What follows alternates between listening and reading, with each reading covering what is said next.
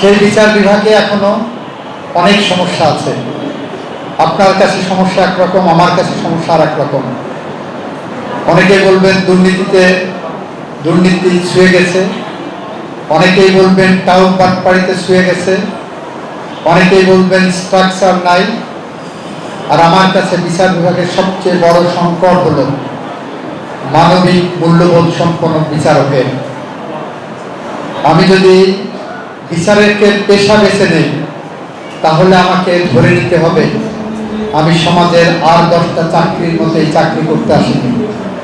এখানে আমি এসেছি ডিভাইন জাস্টিস দেওয়ার জন্য, বিধাতা প্রদত্ত সার্বভৌম ক্ষমতা প্রয়োগ করার জন্য।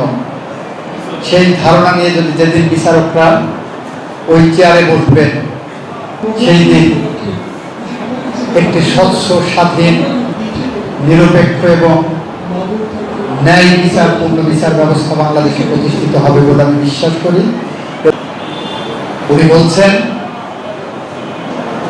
উনি ডিসেম্বরে আসবেন, আমিও বিশ্বাস করতে চাই উনি ডিসেম্বরে এসে কারাগারে যান, আইনি পথ ধরে হাঁটুক।